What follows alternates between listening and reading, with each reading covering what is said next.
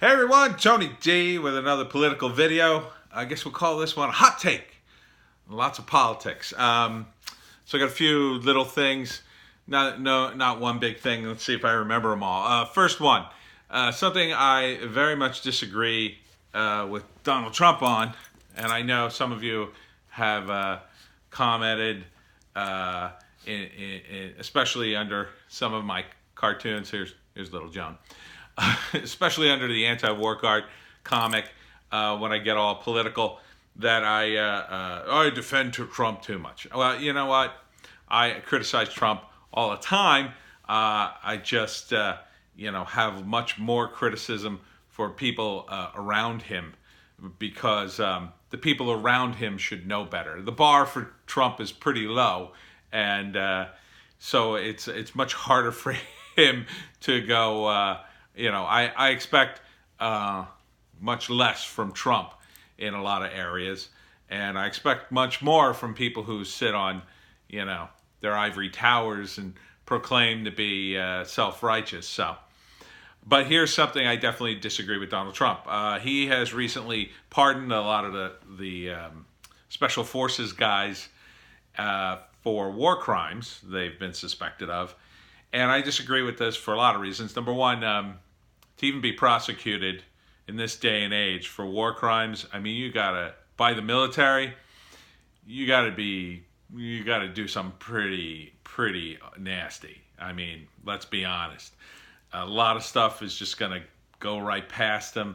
It's kind of like when the cops investigate the cops. The cops have to do something really horrible for, people to go, all right, we have to do something now.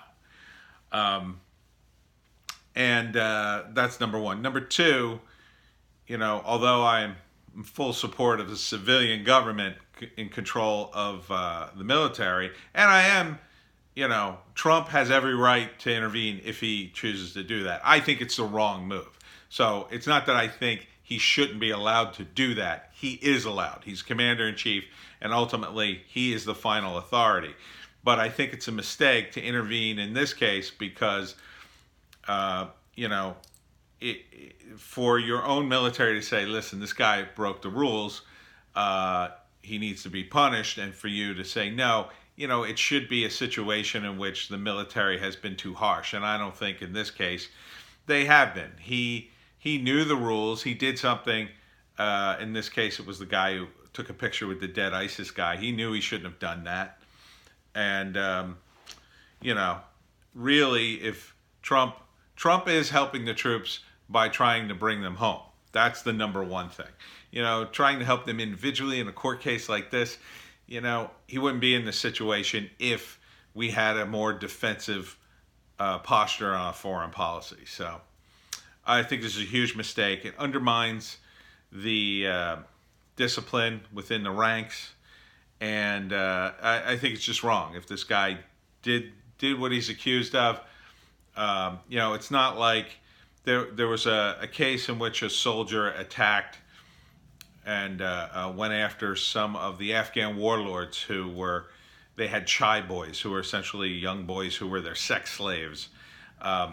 Those soldiers who went after the warlords, they should be pardoned because they were doing something based on our values, and the brass was trying to overlook something that is against our laws, and certainly should be against international law. If it's not, I assume it is.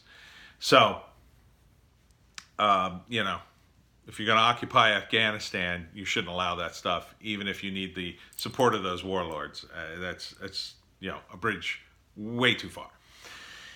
I disagree with Trump doing this. I think it was a bad idea to intervene. He is doing it merely for optics because it looks good to his voting base, not even to the soldiers themselves. The soldiers themselves, I think, would be, on the one hand, they would say, well, it's good he supports us, but like that guy you let off the hook, I don't want him in my unit. I mean, the guy doesn't listen to orders and he gets away with it. He could be a volatile guy. He could have a problem. He could be messed up in the head. Who knows? Who knows why he did what he did? people get messed up in war, even a very one-sided war like the ones we fight these days. So, greatly disagree with Trump on this decision. Unfortunately, he's not legally bound in any way. It's not an impeachable offense, and you won't see, you know, anybody in the Democrats with the guts to even address this. Maybe Tulsi Gabbard would, but you know, this is a real issue to me, as opposed to a lot of the other stuff that's been brought up in impeachment. So there's that. Next topic, and this I freely admit is a total conspiracy theory on my part, but I think it could be true. It occurs to me this: Hunter Biden was in a position at Burisma, which is an energy company in the Ukraine. At the same time, you know, this is during the Obama administration and his father's VP. At the same time, you know, the Obama administration, and probably, I think, through the Bush administration, our foreign policy bent had been to, you know, step on the Russians' heads and keep them from making deals. And I believe that part of the strategy of pushing NATO up to the doorstep of the Russians and trying to get the Ukraine into NATO, as well as Georgia and these other guys, was to stop the gas pipeline the Russians wanted to build from Russia to Europe. And the reason they wanted to do that is that the United States wants to be able to control that energy. Burisma, therefore, is a key component of that control, because now that we basically helped overthrow the Ukraine into a government that's more pro-United States, Burisma is now a key component of that strategy because they're an energy company in that region. And the reason I say this is a conspiracy theory, because I think Hunter Biden may be more than just the VP's idiot son.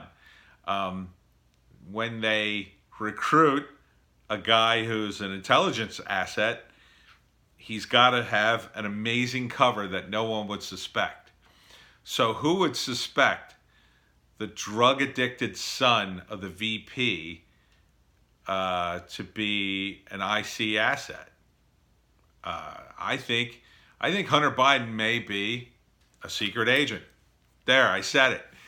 The other reason, and again, this is just my speculation, but he also worked with the Chinese at a Chinese company where they're saying that he may have passed them secrets. And I think if that's true, if my conspiracy theory is correct, then he may have been passing specifically bad information to the Chinese.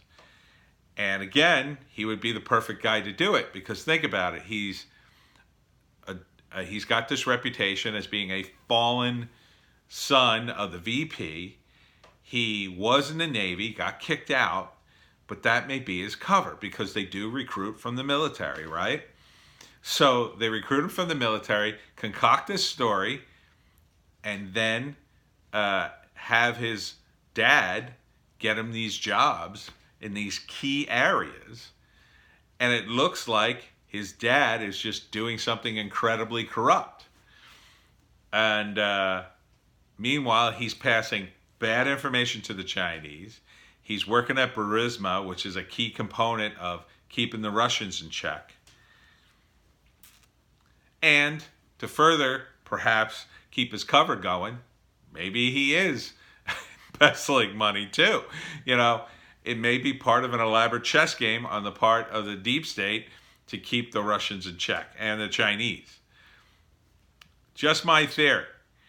It could also be true that he's just a drug addict and the idiot son of the VP, and he just happened to get two different jobs that happen to be with, you know, key areas of parts of the world that we're trying to muck around with. But I find it odd that he would get jobs in those two key areas when really Biden could get him a job anywhere.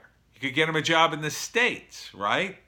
You would think he could just wave his hand and say, well, you know, this VP's son needs a job and we would like the blessing of the VP, or, have that connection, wouldn't some guys in Manhattan be very interested in hiring Hunter Biden, even if he was a total problem, just paying him a bunch of money just to have access to the VP? Doesn't it seem odd that he would go to the Ukraine and China, those two far-flung areas? Just saying. Just saying. And speaking of conspiracy theories, Ilhan Omar has been accused of being a Qatari agent, which I find fascinating, because if I was going to pick, a foreign power that she would be enthralled to, I wouldn't pick Qatar, but I suppose it's possible. I would have thought if she would be a foreign agent for anybody, it would be the Saudis. But then again, I guess the Qataris and the Saudis are pretty tight, so in a way, that would kind of be it. But I find the whole thing odd anyway, because, it seems an awful long way to go to get somebody in the U.S. government and maybe get them access to secrets. I mean, I don't know what secrets one congresswoman from one obscure district would have access to. But depending on how long she stays in office, she could, maybe get on the intelligence committee or whatever, and get access to very top secret things. I don't think, in general, freshman Congress people have great access to government secrets, but who knows? Who knows? Oh, and finally, a follow-up to the freelancer bill, speaking of government, in New Jersey, getting more local now. I made a video a few days ago pleading with you to call your state representatives about this bill. Two things happened. The first thing happened was the bill did pass. However, it apparently passed, according to an article someone linked in Reddit when I posted about this. This was an article that was dated actually before I made the video. Now, according to this article, the bill was modified to reclassify freelancers and basically keep them out of this bill, so it would not change anything for freelancers, of the written word anyway. That being said, I still don't trust the New Jersey State Legislature because, number one, again, they're just out to get tax revenue, in my view. I don't think they're actually looking to defend any worker. And number two, it's kind of like this. If I came up to you and said, hey, I got this law I want to pass, and we're going to vote on it in a few days, and the law basically states you can punch anybody in the face at random, you'd be horrified and you say, my God, no, you can't pass that law. No, I'm totally against that law. And then if I came back to you 2 days later and said, oh, yeah, we are not going to pass that law. The law states that in self-defense you can punch people in the face. Then you'd be like, oh, okay, well, yeah, that law seems fine. But you'd have to think to yourself, why did you draft the first law? And why did you think it was passed? And why would I have to then come to you to stop you from passing the first version of that law? Because the first version of the Jersey law basically outlawed freelancing. I mean, it would have been impossible to be a freelancer in New Jersey. No way. So, and I suspect that the law has already done some damage in that a lot of clients just won't hire you if they see New Jersey because they probably heard about the law, heard that it passed, but they haven't heard the other part of it, which is, oh, no, freelancers are immune or whatever.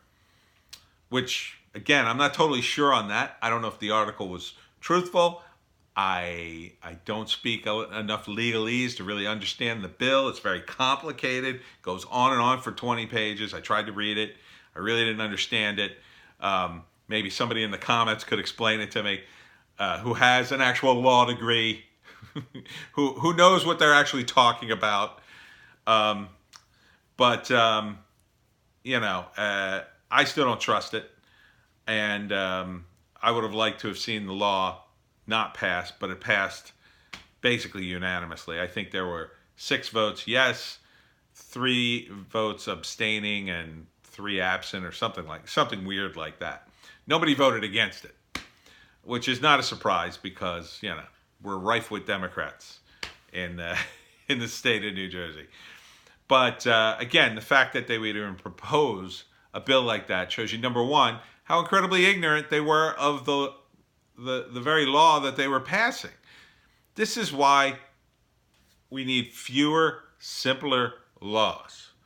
As a libertarian, I'm very much against this sort of industry regulation. It just does more harm than good. You create more problems than you solve.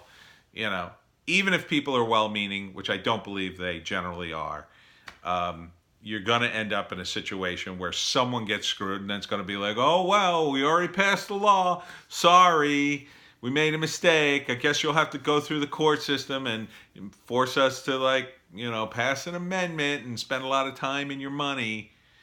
So, small government.